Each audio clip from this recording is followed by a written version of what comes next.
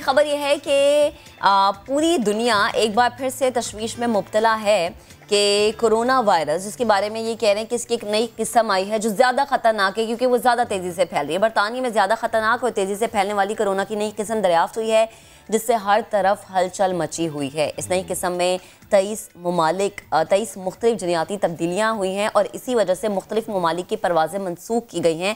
बरतानिया ने 19 दिसंबर को आलमी इदारा बराए सेहत को बताया कि नई किस्म 70% ज़्यादा तेज़ी से फैल रही है और अगर ये तेज़ी से फैल रही है इसका मतलब ये ज़्यादा खतरनाक है। बिल्कुल, न्यू स्ट्रेन इसको कहा जा रहा है, न्यू स्ट्रेन है बल्कि ये कोरोना वायरस की, और इस वजह से हम देख रहे हैं कि इसके केसेस में इजाफा हो रहा है और सिर्फ एक मुल्क तक नहीं है, ये बढ़ते जा रहे हैं। डॉक्टर जावेद अकरम साहब हमें ज्वाइन भी कर चुके हैं, उनसे बात कर लेते हैं। डॉक्टर साहब बहुत शुक्रिया हमें ज्वाइन करने के लिए। डॉक्टर साहब, हम देख रहे हैं ये न्यू स्ट्रेन कोरोना वायरस की ज़्यादा खतरनाक बताई जा रही है, ये भी कहा जा रहा है कि ये 70% ज़्यादा तेज़ी से फैल रही है।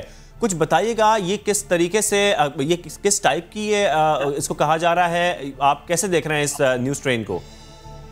देखें, ये जो नई स्ट्रेन है जिसको हम B117 कहते हैं, क्योंकि 117 पोजीशन पे ये म्यूटेशन हुई है और ये कोई आज से 7 दिन पहले साउथ अफ्रीका से शुरू हुई और इटली और ऑस्ट्रेलिया और अब यूके में ज़्यादा केसेस रिपोर्ट हो रहे हैं। डेफिनेटली इसकी सबसे जो बड़ी प्रॉब्लम है वो ये है कि ये फैल तेज़ी से रही है, ये 70 गुना ज़्यादा 70 टाइम्स इसका पोटेंशियल ज़्यादा है ऑफ ट्रांसमिशन। लेकिन ये कहना अभी कबल वक्त है कि ये ज़्यादा डेंजरस है और इसकी जो प्रायोरिटी है वो बच्चे और यंग लोग हैं कि वो उनमें ये अफेक्ट करती है। और मैं ये समझता हूँ कि ये बहुत बड़ी थ्रेट है दुनिया को। ये वही थ्रेट है एग्जैक्टली जो एक साल पहले वुहान से शुरू हुई दिसंबर 2019 में, और उस वक्त वुहान को लॉकडाउन कर दिया गया और चाइना को भी बाद में लॉकडाउन करना पड़ा, लेकिन फिर भी ये फैल गई। तो अभी सारी कंट्रीज का चैलेंज बेशमूल पाकिस्तान का, क्योंकि बहुत सारे Pakistani they are settled in UK, तो वो अपने घरों को छुट्टियां हैं, विंटर वेकेशंस पे आना चाह रहे थे या आ चुके हैं, तो इसलिए पाकिस्तान का बड़ा थ्रेट लेवल बहुत हाई होगा। फॉर्चुनेटली जो आज हमने म्यूटेशंस, क्योंकि हमारी यूनिवर्सिटी म्यूटेशंस पे बहुत देर से काम कर रही है, अभी तक 139 म्यूटेशंस हुई हैं और पाकिस्तान में जो हमारे पास म्यूटेशंस हैं वो 9 हैं। GB स्ट्रेन है, KPK स्ट्रेन है और इस तरह की स्ट्रेन है। लेकिन अभी फॉर्चुनेटली B117 जितने भी हम टेस्ट कर रहे हैं उनमें हमने नहीं देखी और अल्लाह करे कि हम इससे बचे रहें, क्योंकि प्रॉब्लम कि ये इतनी तेजी से फैलेगी कि अगर आप 3% मोर्टेलिटी भी लगाएं और अगर लाखों और करोड़ों लोग अफेक्ट होंगे तो वो मोर्टेलिटी बहुत ज़्यादा हो जाएगी। इसलिए मेरा ख्याल है कि सारा एम्फेसिस ये होना चाहिए कि इसको किस तरह अपने मुल्क में आने से रोका जाए और किस तरह हम अपने आप को लॉकडाउन करें या अपनी फैमिली को लॉकडाउन करें, अपने स्टूडियो के वर्कर्स को लॉकडाउन करें, किस तरह हम इसकी ट्रांसमिशन रोक सकते हैं। क्योंकि आगे हमें पता है कि अब वैक्सीन आ चुकी हैं और हमारी अपनी यूनिवर्सिटी ने अल्हम्दुलिल्लाह 15,000 लोगों को वैक्सीनेट कर चुकी है। तो हमें जिंदा रहना बहुत ज़रूरी होगा वैक्सीनेट कराने के लिए। इस रिसर्च का फ़ायदा हासिल करने के लिए जो हार्ड वर्क इतना पुट इन हुआ है तमाम साइंसदानों का, विशमूल हमारी यूनिवर्सिटी का, उसका हम तभी फ़ायदा हासिल कर सकते हैं जब तक हम जिंदा रहें, इस काबिल हों कि ये 3-4 महीने में हमें वैक्सीनेट कर दिया जाए। और जब ये 75% लोग वैक्सीनेट हो जाएंगे जिस भी मुल्क के, फिर इसको कह सकते हैं कि हर्ड इम्यूनिटी हो गई है और आपका कुछ बचाव होगा। क्योंकि मेरा ये ख्याल है जहाँ तक कि अगर हमारी वैक्सीनेशन नहीं फाल हुई, खुदा ना खास्ता, तो ये जो वायरस है ये शायद 2021 में ज्यादा खराबियां पैदा करे देन 2020।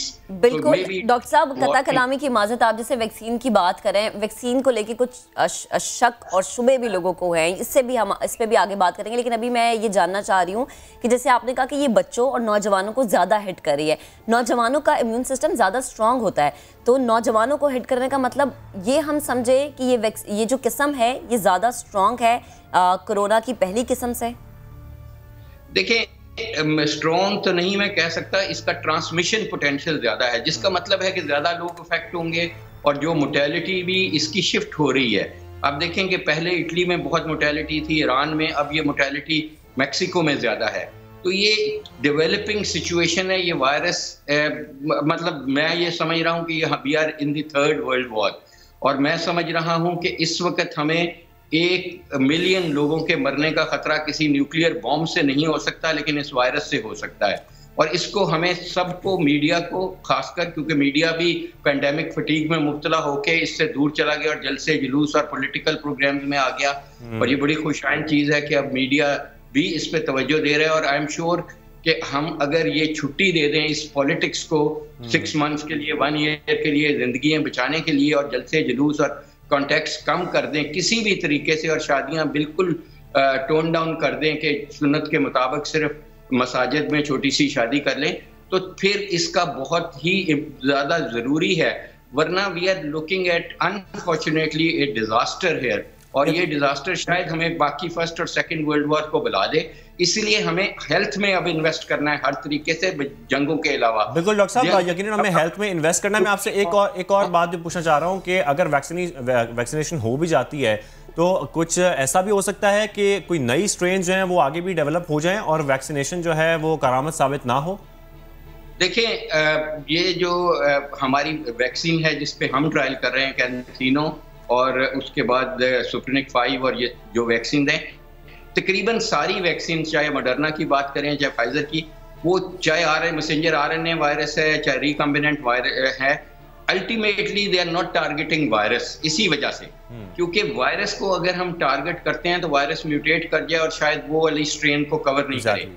इसलिए अच्छी खबर ये है कि हम सिर्फ उन स्पाइक प्रोटीन्स को कर रहे हैं जो कांटे इस वायरस के ऊपर है, उनको हम डिस्ट्रॉय कर रहे हैं। और वो कांटे इसलिए जरूरी हैं इस वायरस को जिस्म में दाखिले के लिए कि जब हम इनहेल करते हैं, सांस से ये वायरस अंदर ले जाते हैं, तो लंग्स में ACE2 रिसेप्टर्स को कांटों के जरिए ये बॉडी में एंटर होती है।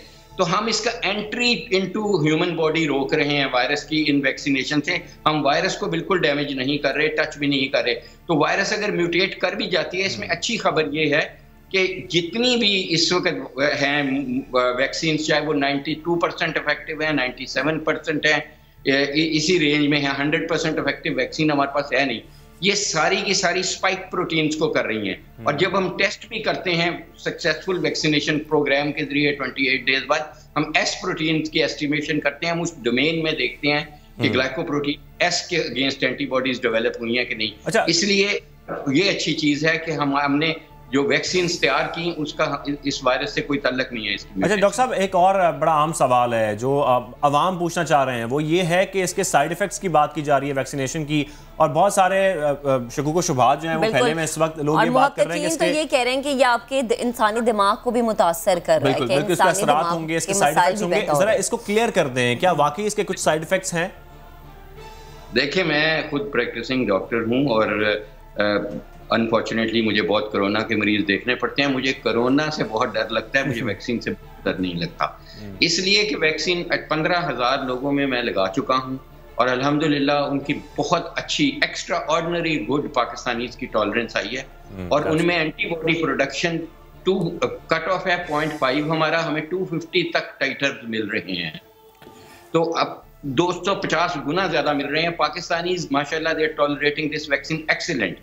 हम ये वैक्सीन 18 साल से ऊपर की उम्र को लगा रहे हैं, हामला खवातीन को नहीं लगा रहे, लैक्टेटिंग मदर्स को नहीं लगा रहे।